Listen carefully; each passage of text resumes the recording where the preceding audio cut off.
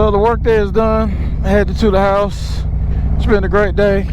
Got a good 3-day weekend coming up. Also, I'm doing my first documented, my first documented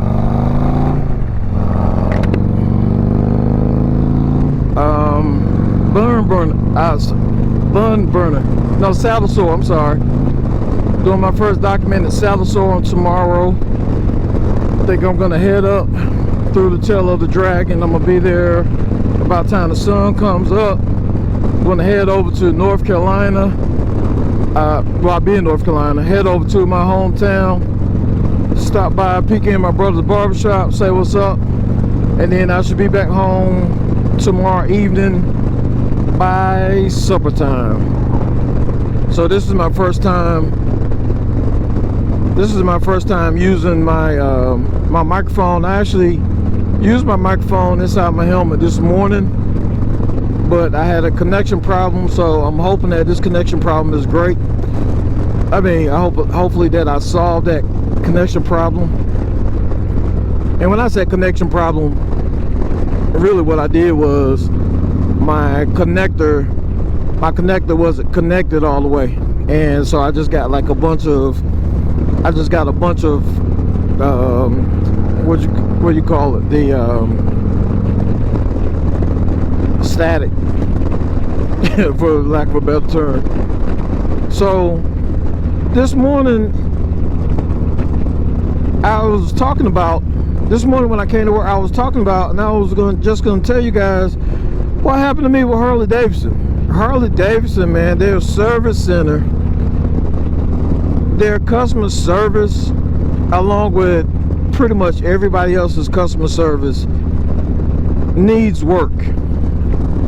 And what I mean by they need work, let me explain to you guys what happened. So 2 weeks ago on a Tuesday, I sent my bike in to have a front tire put on, and also I needed front brakes, so I told them to go ahead and put the front brakes on, which normally I would do something like that myself, which I've never changed the front, but I've changed the back before. So I had them put the brakes on, and I had a problem with my tour pack early on. Probably it's been over a year, but Harley put my heated grips on. So when they did some more work to my bike, they put my heated grips on. Well, they replaced my heated grips. So my heated grips, I guess, is on the same circuit as the tour pack lights, or the tour pack lights on the back. So when I took it in, it's been over a year. When I took it in, I was telling the guy about it, that the lights were staying on. So they disconnected the lights, and which in turn disconnected the heated grips. So I went all year all the winter without my heated grips, which is a luxury, but I still love it. So I told the guy that was the issue, which the Harley Davidson has since changed their management and pretty much a lot of their staff.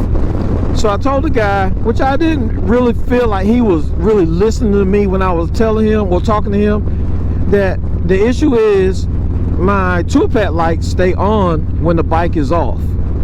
That's why Harley Davidson unplugged it early on. But because I didn't want to wait for my bike, I hate for my bike to be in the shop, bottom line, because I ride my bike. I ride my bike every day.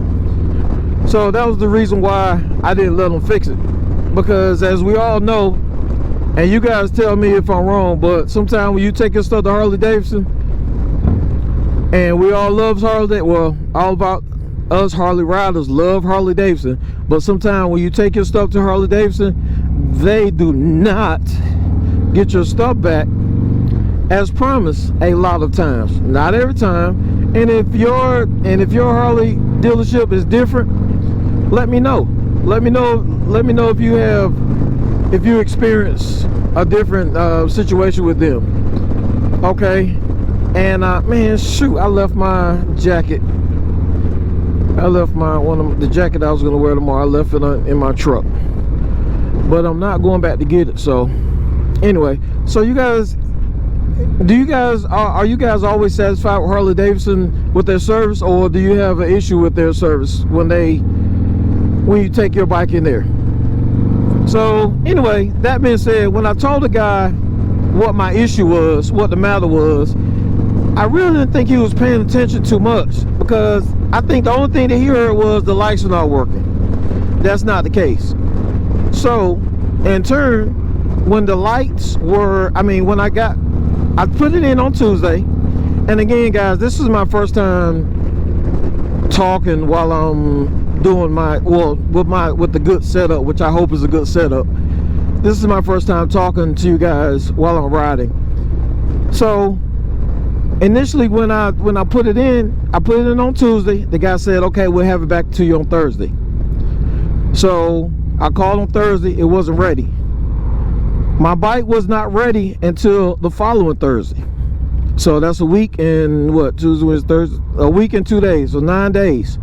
So when I got there to pick it up, he told me, yeah, well, he got it fixed. He was like, but he didn't put any notes on it or whatever. He didn't put any notes on your ticket. So I paid for the bike, got everything together. I went outside and I turned the bike on. He said, well, it looks like the lights were fixed. Now mind you, the lights were already working. So I told him, I said, that wasn't the issue, the lights not working. The issue was they were staying on once the bike was off. So I turned the heated grips on, and when the heated grips were not heating up, then he said, well, they normally heat up faster than this. And I was like, I know that it wasn't fixed. So he was standing there looking at me like I was about to take the bike.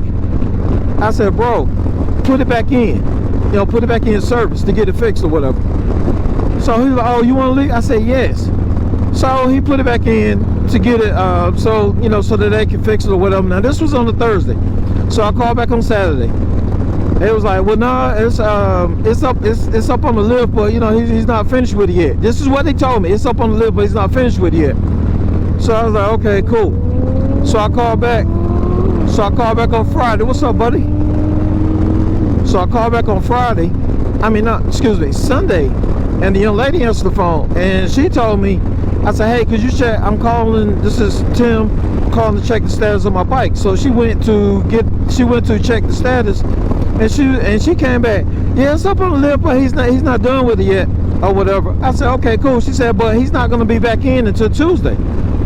So I was like, wow. Now mind you, this is Sunday. So I said, okay, Tuesday. So Tuesday, almost closing time for them. Tuesday I called and I said, hey, I talked to the guy. I said, hey, listen, I'm trying to figure out what the status of my bike is. He said, well, let me go back there and check. I said, to be clear, I said, I told him, I said, I want specific. I said, hey, I need specifics when you come back to the phone. So he said, okay. So when he came back, he was like, well, no, it's not ready. It looks like he was tinkering with it. It'll probably be ready like tomorrow or whatever. So I was like, my next question was, hey, is my bike together? He said, and this is what he said.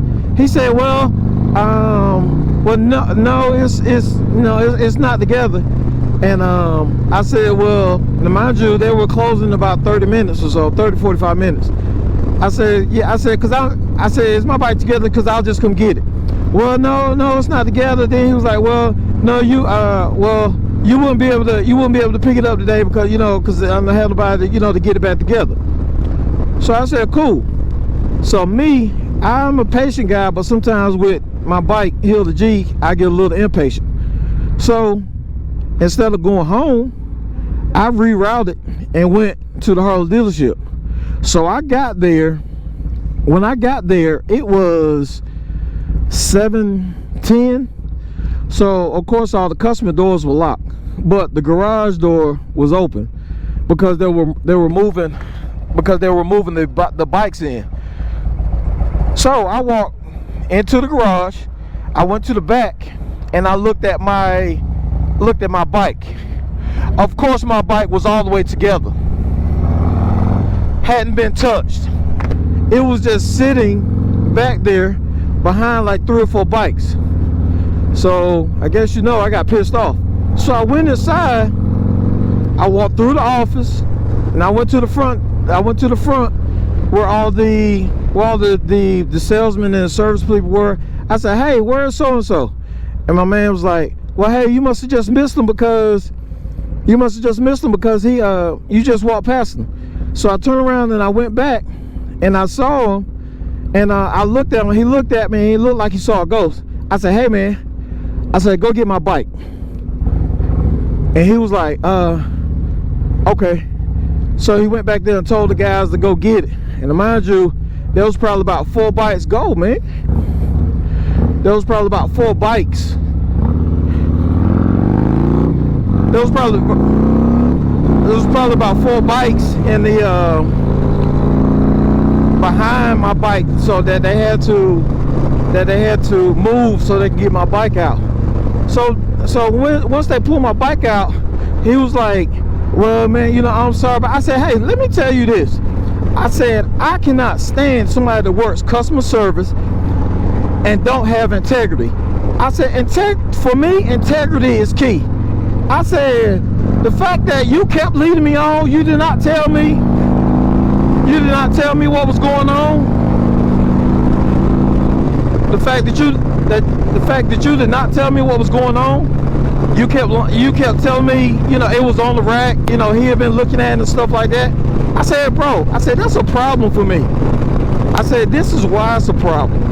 I said, because for most people, their motorcycle is a pastime. For me, it's all the time. It's all the time because I ride every day.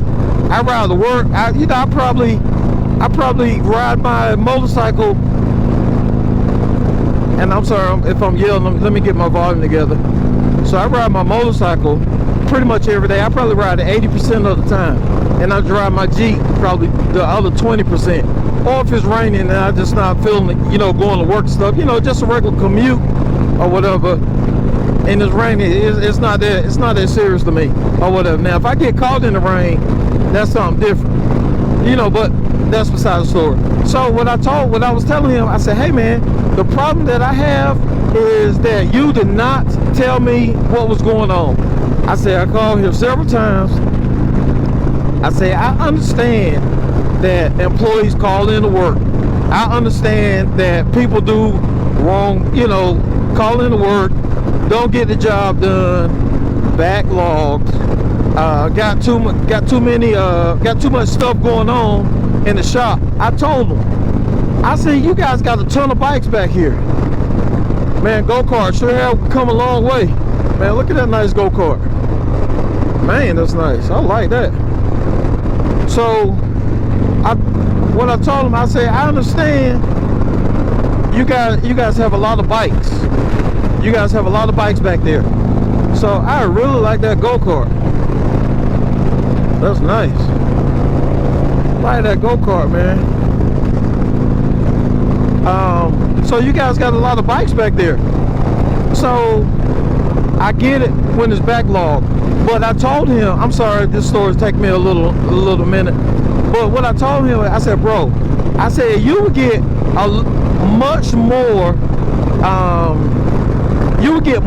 grace from owners if you told them the truth. And what I mean by that, if you told them the truth, if you know that my bike hadn't been touched and my bike has been up here for 2 weeks, all you had to say was, hey man, hey Tim, I'm sorry that your bike is not ready. We backlogged, we got a lot. The service person just not coming in, or plain and simple, we just ain't messing with your bike right now. Tell me something, but don't tell me that it's on the rack.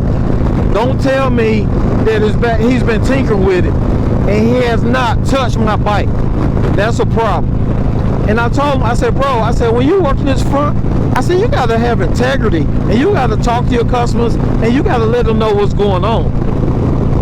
and let the customer, and you guys tell me if I'm wrong, you have to let the customer decide if they want to leave their bike or if they want to come pick it up and bring it back at a later date.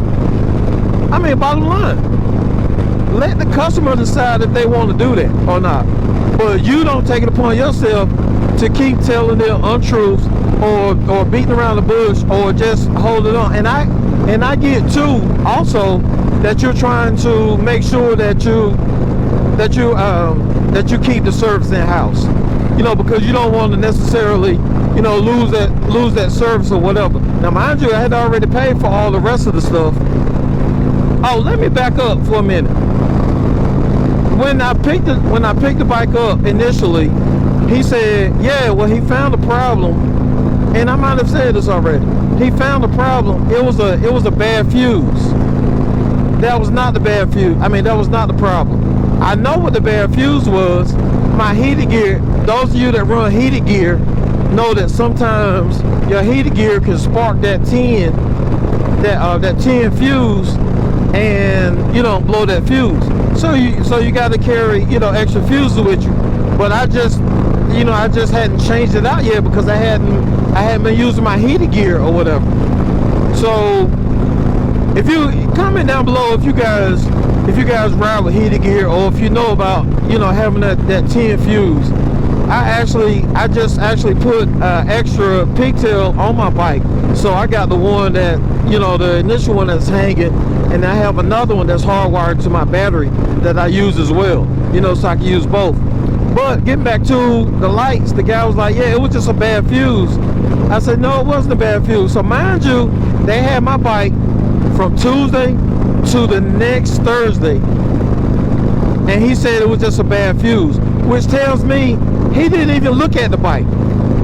He opened the fuse panel, saw that it was a fuse, saw that a fuse was blown, so he replaced the fuse. Now, to me, I would ask more questions. Hey, well, you said the tool pad lights ain't working. Now, mind you, the rest of the tool pad lights work anyway. So it tells me he did no research, but it still took from Tuesday to the next Thursday. You know, past the Thursday to the next Thursday. So I just really gave Buddy a piece of my mind. But I didn't do it like, I wasn't like really like irate or whatever, or, you know, just really belligerent or whatever. I talked to him, and, you know, I told him, I said, hey man, you know, because my voice was getting up there, because when I get upset, my voice goes high. So, because I never claimed to have a deep voice or whatever, and so my voice gets high. So I told him, I said, let me bring my voice down. I said, all I'm saying, young man, is that if you're gonna work this front counter and you're dealing with people, and Harley customers spend a lot of money in these dealerships. Wouldn't you guys agree to that? We spend a lot of money in these dealerships. So my thing was, if we spend this much money in these dealerships, then you really should be spending more time trying to accommodate the customer and not accommodating you guys as far as keeping these bikes in here, or, you know, basically stockpiling bikes, and y'all not doing anything with them. I was like, come on, bro. So that was the negative part of this conversation. So I took my bike and I went home. I rode to work the next day, of course, which I always do. The next day at work, I see my phone ringing. Uh-oh. It's Harley Davidson.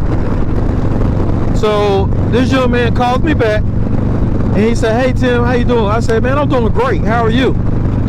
He said, not good. He said, all night I've been thinking about what went on. I've been thinking about what we talked about, or you know, what you were telling me. And he said, it just didn't sit right with me. And he said, man, I am truly sorry. He said, I cannot apologize enough, because it was wrong what I was doing. he said, I don't normally operate like that. I don't know why I kept, telling you whatever. And, man, I just want to apologize. And if there's anything that I could do, to fix this or make this better, you please tell me, please let me know. So I said, hey, man, the fact that you're calling me and telling me what, the fact that you're calling me and apologizing to me, I said, bro, that's big right there. That takes character, and that takes a grown man to be able to call somebody and apologize. And the reason why I say that is because you don't necessarily have, if somebody that you don't deal with all the time, a lot of people just blow it off. Well, shoot, I ain't gonna see him. I'm not gonna worry about it. I don't have to talk to him no more. Or, I ain't gonna talk to him for a while. Now, understanding, my mindset was, I was really thinking about going to another dealership for my services, because that really rubbed me the wrong way. That really pissed me off. But the fact that he called me and apologized to me, I felt that was really good on his part. And I told him, I said, hey, man, the fact that you're calling me, I appreciate it. It's really big. It's really big that you're calling me to let me know that you apologize. I'm glad you thought about it. I'm glad you thought about our conversation. I said, but this is where I'm at with that. I appreciate it. And as far as I'm concerned, it's a wash. And what I mean by that, no harm, no foul. And I told him, we good. So don't worry about it no more. What's done is done. We straight. We can move forward. I don't have a problem with you. You apologize. We're good, man. So when he said that, it was like, when I said that, it was really like I let him off the hook, which I did because I don't hold grudges. Because life is too short, 1. 2, people make mistakes. 3, sometimes when you let people know of their errors, sometimes if you give them a chance to fix it, then you can move forward, and you don't have to, keep holding it, or you don't have to keep holding it or being upset about it. So that was the whole thing. I'm not gonna hold a grudge, or I wasn't holding a grudge with him, and I just feel like he understood what was going on, and we're good. So will I take my bottom line, will I take my bike back to that Harley Davidson? Yeah. Because we talked it out. He called and apologized, and not that I'm some whatever, but my money is just as green as the next person's money. And again, we spend a lot of money. Sure, y'all know how much tires cost, and brakes. And the only reason, and I'm kind of cheap. The only reason I didn't do my brakes because it was about, like, what did he say? It was about $60 extra, $60 more than what the brakes were, versus because when they have your wheels off and they do it, I guess they take some of the labor off or whatever. So I was cool with that, and I was like, let them go ahead and do it, and then I don't have to mess with it, and I can keep it going, and I could do my saddle sore ride tomorrow. So yeah, so that's what's going on, man. So I think I just wanted to tell you guys about that story. I guess wanted to tell you guys about that story and let you know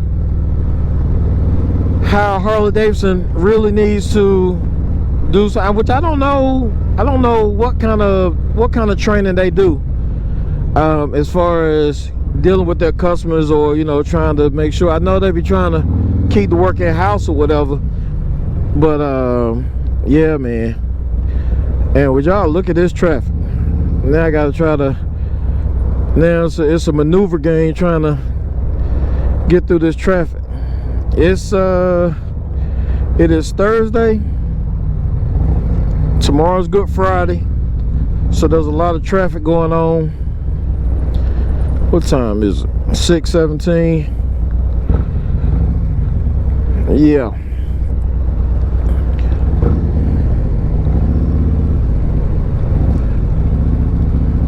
So let's do some. Let me just throw some questions out there. Do you guys do your own work? Do you change your own tires?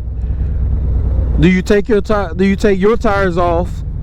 Need to get over the HOV lane. Do you take your tires off and take them to Harley, or take them somewhere or take your wheels off and take them somewhere so that they can change them, or do you just let them do it the whole thing?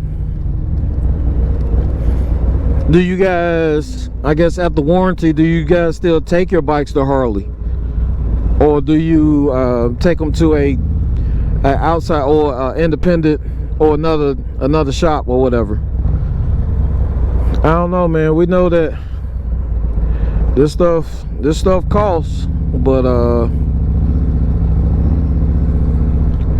sometimes it's more than the notion when you gotta take it to the shop.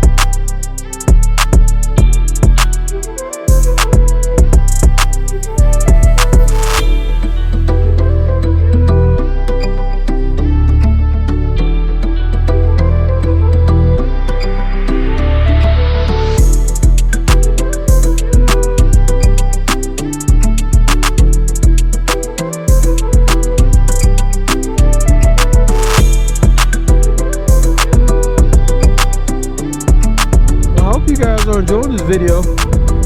I'm gonna take it home and put it out there so you guys can take a look at it. Let me know what you think. Let me know what you think about this audio. Tell me what you think about this traffic. Most of all, guys, if you like this video, if you like the content, or if you like what I'm putting out, hit that subscribe button, hit that like button. I'll see you, buddy. Hit that subscribe button and also hit that bell so that you can see when I post new content. I'm doing shorts or the reels and long form videos, really sharing my day-to-day, sharing what goes on, sharing my rides, sharing my love for the motorcycles. I know if you're watching this, I know you guys love motorcycles. That's why you're watching it. And let me say, I appreciate you guys watching this video, and I appreciate you guys riding with me. A lot of my comments, I tell people to ride with me, and I mean that. Ride with me so you can see what's going on with LT and views on twos, because we got big things going on over here. I only got one camera set up today, so that's why I keep turning this video on. And two, for some of you guys that just run with one camera, like one GoPro in the front, use your phone, you know, to get some of that B-roll footage, because that's what I'm doing with this, you know, to get some B-roll footage is using this camera right here. You got to be creative.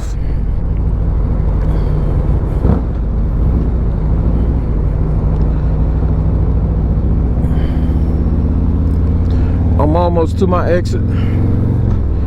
Traffic ain't too bad.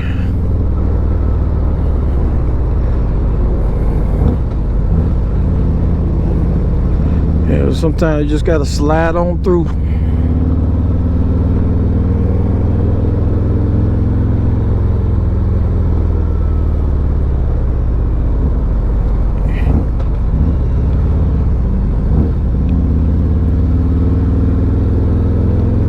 Hey, comment down below if you got any questions. Comment down below if you got any questions on, you know, what you like to see me do a video on, or if you think you like the direction that I'm going with my YouTube page, Views on Twos. Comment down below and let me know. Let me know what you think. Let me know how you feel. Let me know if this works for you. I hope it does.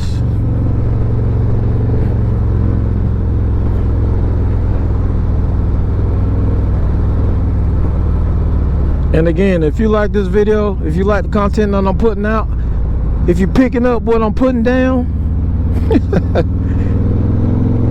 hit that subscribe button. Hit that subscribe button over there in the corner. Hit that like button. Share this video if you think you know somebody that might like this content that I'm putting out. And most importantly, hit that bell so you can get notifications of when I put out a new video. Guys, again, I know, hey, watch yourself. Guys, I know I've said it already. Let me take it easy, because that's the police up there in front of this F-150. Yeah, so let me chill out. Guys, if you're enjoying this video, let me know.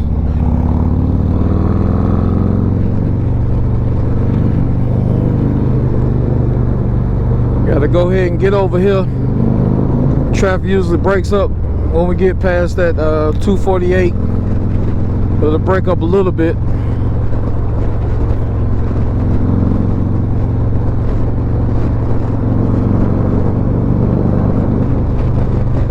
Boy, this D&D Fat Cat sound wonderful on the hill.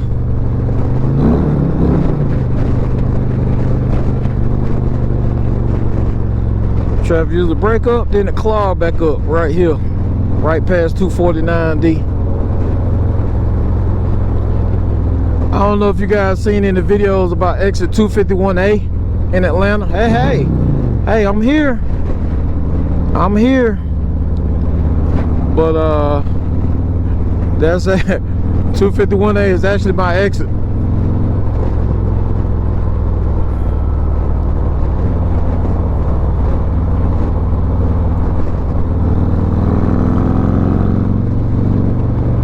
Yep.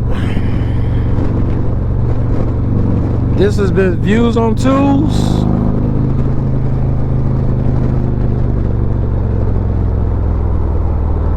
That's a police right there, that black truck. You got to pay attention.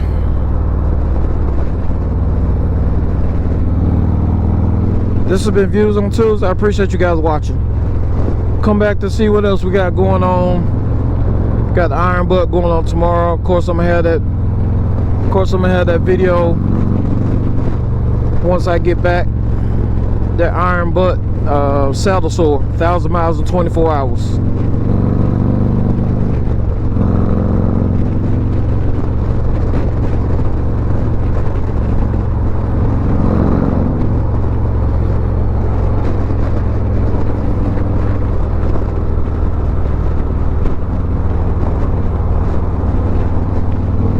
$251A Midtown, baby.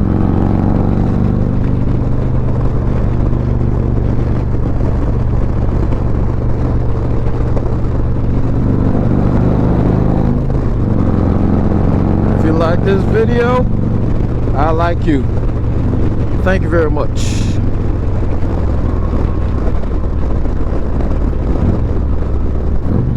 I might sign off, depending on how long this video. If it's too long, I'm gonna have to cut some stuff out. We'll see.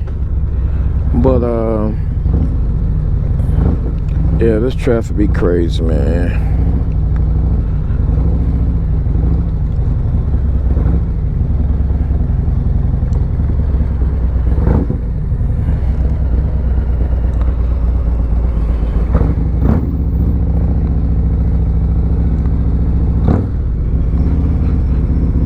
Yeah, sometimes you gotta do your cheat codes when this traffic be so crazy like this.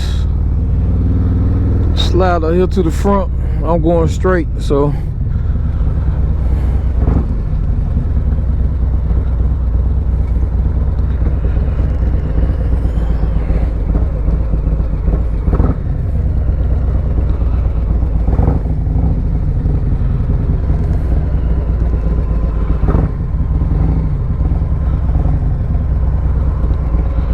Three, two, one.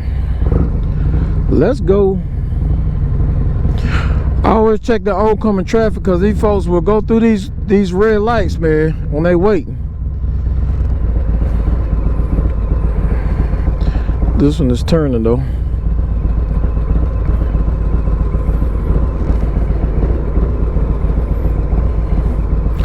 Love the sunset. Be killing me trying to beat you out, man. It's like I'm going whether you want me to go or not. Guys, be safe when you're on these motorcycles, because stuff happens. Look at it on their phone. Excuse me, pardon me.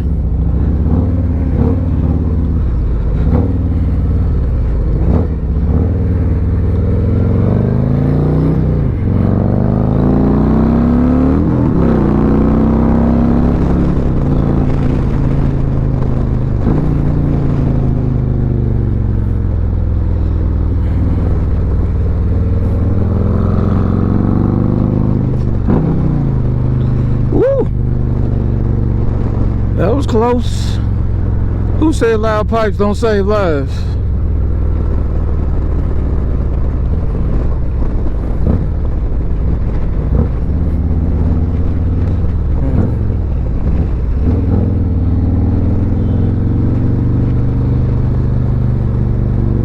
Well, I didn't know this was still recording.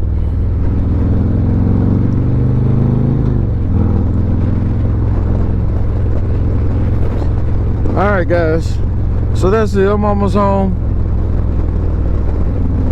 You know what to do. I appreciate you guys. This is Views on Tools. Just a couple things. Be nice, smile at somebody, and ride every day. Hey, he ain't riding on the high chair, ain't he? Where your glasses at, buddy? All right, we out.